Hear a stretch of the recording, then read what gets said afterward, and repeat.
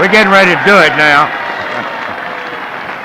Ladies and gentlemen, the President of the United States of America, William Jefferson Clinton.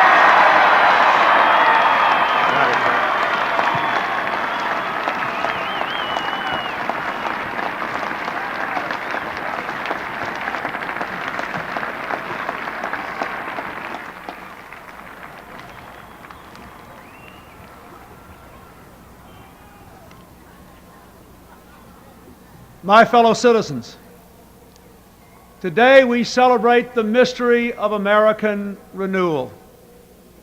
This ceremony is held in the depth of winter, but by the words we speak and the faces we show the world, we force the spring. A spring reborn in the world's oldest democracy that brings forth the vision and courage to reinvent America. When our founders boldly declared America's independence to the world and our purposes to the Almighty, they knew that America, to endure, would have to change. Not change for change's sake, but change to preserve America's ideals: life, liberty, the pursuit of happiness. Though we march to the music of our time, our mission is timeless. Each generation of Americans must define what it means to be an American. On behalf of our nation, I salute my predecessor, President Bush, for his half-century of service to America.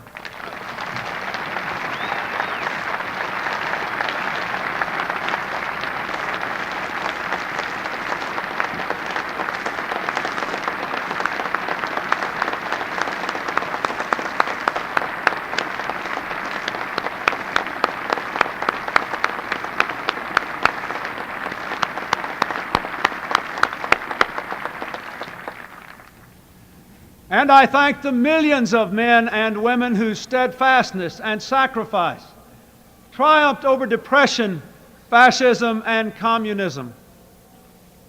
Today, a generation raised in the shadows of the Cold War assumes new responsibilities in a world warmed by the sunshine of freedom, but threatened still by ancient hatreds and new plagues. Raised in unrivaled prosperity, we inherit an economy that is still the world's strongest, but is weakened by business failures, stagnant wages, increasing inequality, and deep divisions among our own people. When George Washington first took the oath I have just sworn to uphold, news traveled slowly across the land by horseback and across the ocean by boat. Now the sights and sounds of this ceremony are broadcast instantaneously to billions around the world. Communications and commerce are global. Investment is mobile. Technology is almost magical. And ambition for a better life is now universal. We earn our livelihood in America today in peaceful competition with people all across the earth. Profound and powerful forces are shaking and remaking our world. And the urgent question of our time is whether we can make change our friend and not our enemy. This new world has already enriched the lives of millions of Americans who are able to compete and win in it. But when most people are working harder for less, when others cannot work at all, when the cost of health care devastates families and threatens to bankrupt our enterprises great and small, when the fear of crime robs law-abiding citizens of their freedom, and when millions of poor children cannot even imagine the lives we are calling them to lead, we have not made change our friend. We know we have to face hard truths and take strong steps, but we have not done so. Instead, we have drifted, and that drifting has eroded our resources, fractured our economy, and shaken our confidence. Though our challenges are fearsome, so are our strengths. Americans have ever been a restless, questing, hopeful people. And we must bring to our task today the vision and will of those who came before us. From our revolution to the Civil War, to the Great Depression, to the Civil Rights Movement, our people have always mustered the determination to construct from these crises the pillars of our history. Thomas Jefferson believed that to preserve the very foundations of our nation, we would need dramatic change from time to time. Well, my fellow Americans, this is our time. Let us embrace it.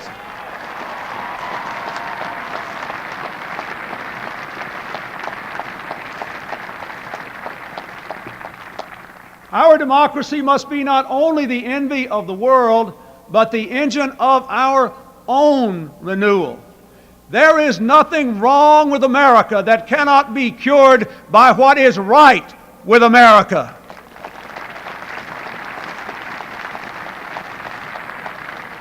And so today we pledge an end to the era of deadlock and drift, and a new season of American renewal has begun.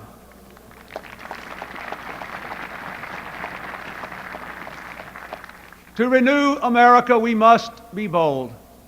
We must do what no generation has had to do before. We must invest more in our own people, in their jobs, and in their future, and at the same time, cut our massive debt. And we must do so in a world in which we must compete for every opportunity. It will not be easy. It will require sacrifice. But it can be done and done fairly, not choosing sacrifice for its own sake, but for our own sake. We must provide for our nation the way a family provides for its children. Our founders saw themselves in the light of posterity. We can do no less. Anyone who has ever watched a child's eyes wander into sleep knows what posterity is. Posterity is the world to come, the world for whom we hold our ideals, from whom we have borrowed our planet, and to whom we bear sacred responsibility. We must do what America does best, offer more opportunity to all, and demand more responsibility from all.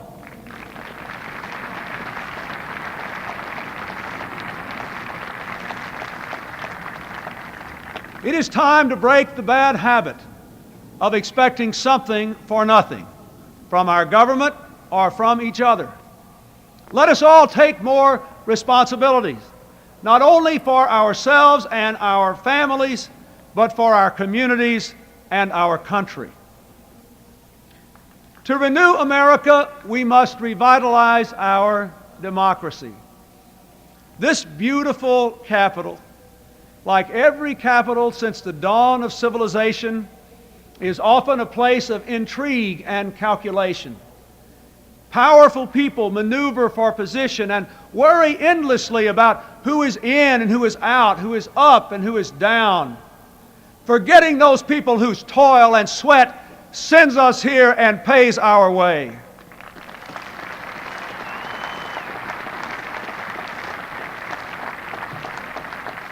Americans deserve better. And in this city today, there are people who want to do better. And so I say to all of you here, let us resolve to reform our politics so that power and privilege no longer shout down the voice of the people. Let us put aside personal advantage so that we can feel the pain and see the promise of America. Let us resolve to make our government a place for what Franklin Roosevelt called bold, persistent experimentation, a government for our tomorrows, not our yesterdays. Let us give this capital back to the people to whom it belongs.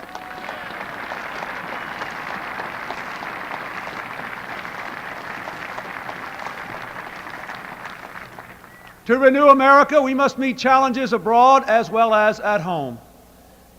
There is no longer a clear division between what is foreign and what is domestic. The world economy, the world environment, the world AIDS crisis, the world arms race, they affect us all. Today, as an old order passes, the new world is more free but less stable. Communism's collapse has called forth old animosities and new dangers. Clearly, America must continue to lead the world we did so much to make. While America rebuilds at home, we will not shrink from the challenges nor fail to seize the opportunities of this new world. Together with our friends and allies, we will work to shape change lest it engulf us. When our vital interests are challenged or the will and conscience of the international community is defied, we will act. With peaceful diplomacy whenever possible, with force when necessary. The brave Americans serving our nation today in the Persian Gulf, in Somalia, and wherever else they stand are testament to our resolve. But our greatest strength is the power of our ideas, which are still new in many lands. Across the world, we see them embraced and we rejoice. Our hopes, our hearts, our hands are with those on every continent who are building democracy and freedom. Their cause is America's cause. The American people have summoned the change we celebrate today. You have raised your voices in an unmistakable chorus. You have cast your votes in historic numbers, and you have changed the face of Congress, the presidency, and the political process itself. Yes, you, my fellow Americans, have forced the spring. Now we must do the work the season demands. To that work I now turn with all the authority of my office. I ask the Congress to join with me. But no president, no Congress, no government can undertake this mission alone. My fellow Americans, you too must play your part in our renewal. I challenge a new generation of young Americans to a season of service, to act on your idealism by helping troubled children, keeping company with those in need, reconnecting our torn communities. There is so much to be done. Enough indeed for millions of others who are still young in spirit to give of themselves in service too. In serving, we recognize a simple but powerful truth. We need each other, and we must care for one another. Today, we do more than celebrate America. We rededicate ourselves to the very idea of America. An idea born in revolution and renewed through 2 centuries of challenge. An idea tempered by the knowledge that but for fate, we, the fortunate and the unfortunate, might have been each other. An idea ennobled by the faith that our nation can summon from its myriad diversity the deepest measure of unity. An idea infused with the conviction that America's long, heroic journey must go forever upward. And so, my fellow Americans, as we stand at the edge of the 21st century, let us begin anew with energy and hope, with faith and discipline, and let us work until our work is done. The Scripture says, and let us not be weary in well-doing, for in due season we shall reap if we faint not. From this joyful mountaintop of celebration, we hear a call to service in the valley. We have heard the trumpets. We have changed the guard. And now, each in our own way, and with God's help, we must answer the call. Thank you, and God bless you all.